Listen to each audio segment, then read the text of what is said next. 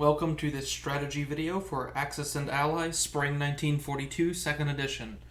Today we'll be covering the United States, which is the last player to take a turn, and they are probably the hardest nation to play because the Allies depend entirely on their massive economy to win the game.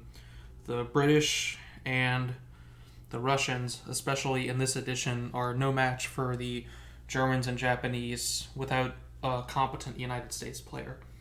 So the United States has to play very much in a reactionary way to what the other powers do.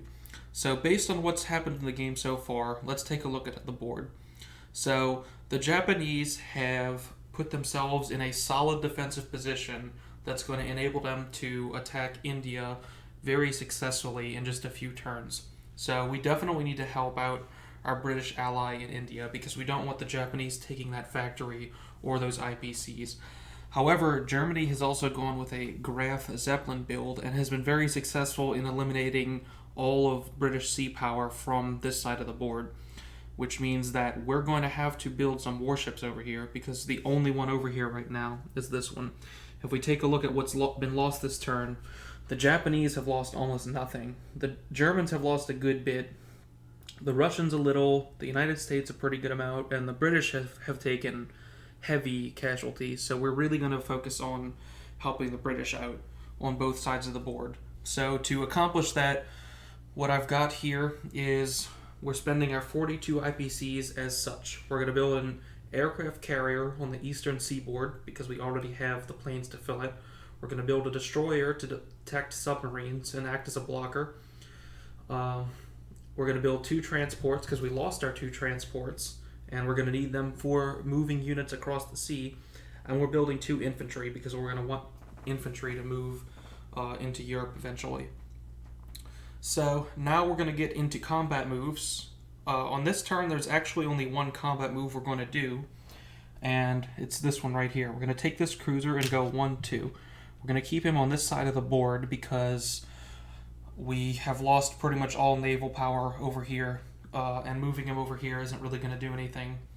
So we're going to attack those submarines. Now the submarines are at a disadvantage in this fight, so they're probably just going to submerge, which means there's going to be no combat at all.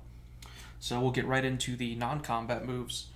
So for non-combat, pretty straightforward. We're going to take this plane on Hawaii, and we're just going to land it on top of this aircraft carrier right here. We're going to link this fleet up with this one. So get the destroyers in there. We've got the 2 destroyers now. We are going to load up the 2 infantry from the west coast onto this transport. Get them on to Honolulu because we need to defend this island from Japanese invasion as it's a capital city. And we're also going to... these guys could also be useful in landing in the Philippines at some point as well. So it's useful to have these guys loaded over here. Now this plane is going to fly east so that he can land on the aircraft carrier that we're going to build here. This plane is going to do the same. This guy is going to just move over here east to be ready to load it on get loaded on transports. This bomber, we could send it to Britain, but what we really want to do, due to the Japanese situation, is send it over here to the Hawaiian Islands because that will be useful in bombing this factory, participating in naval fights, and all sorts of things like that. So now we've got a nice little fleet right here that's ready to, well, not quite ready to, but getting close to the point where we can actually engage the Japanese to some extent. So next turn we'll probably build that up some more. We're going to leave that guy in Alaska because we want to discourage cheesy invasions from over there. And we're just going to continue piling up units here, awaiting our transports to build. Now the only other thing happening on this turn is right over here. Now what can we do here? So you want to coordinate with your allies heavily in a situation like this where all 3 of you have units on one spot.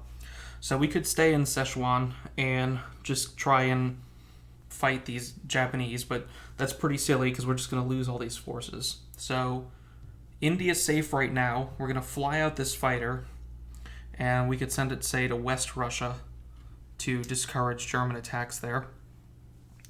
or you could send it to Egypt if necessary. Now, we could instead move our guys here, and then the Russian can move here on his turn, and then the Germans will go, and then the British can move his plane here, and we would have landed that fighter there as well.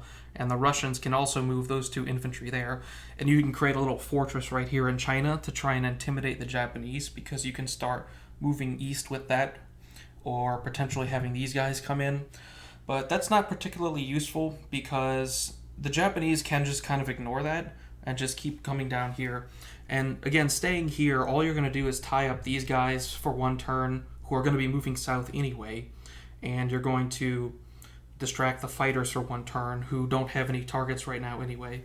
So in my opinion, it's not really worth leaving these guys here, because you don't want to waste your American units. You need to support your allies as best you can. So we're just going to get them out to safety, and then these 2 units will be able to move to safety as well before the Japanese take their turn. So these guys now, on their next turn, can move into Russia or the Caucasus and actually be of use there, as opposed to just getting massacred by fighters and these 3 infantry and really doing nothing whatsoever. You might be able to bleed out all 3 of these infantry, but they're going to take a while to march down here anyway. So I would prefer to just keep those guys alive and use them on the eastern front over here, where they're actually going to be useful. Same for the fighter and these units as well. Alright, so that's pretty much it for the United States in turn 1. Let's go ahead and place these units. So we've got an aircraft carrier here. Notice the subs are still there. Next turn, Germany will move because there's a destroyer here now. Let's get the planes on top of there. So now we've got this carrier group helping defend us against the German Navy. Now, we're still not quite as strong as the German Navy, but remember that the British will be building up their Navy. So together we can pose a threat to them and attack from different angles as well. And finally, the 2 infantry. Right, so we've got a pretty decent fleet here. The Germans can't really threaten it on turn 1, so we're fine. And next turn we can build up more if necessary. We're really going to have to see what happens throughout the rest of the game. Like I said, the United States, you have to play in a very reactionary way to the Axis powers, because it's going to be your job to provide the muscle for World War II. But it's the Axis who are going to decide where that war is fought. So that's pretty much it for the United States. Hope you enjoyed this video and this Turn 1 series. I'll probably do a little bit of wrap-up on how this game might go as it continues, but that's it for this series. So thank you for watching, and hope you enjoyed it.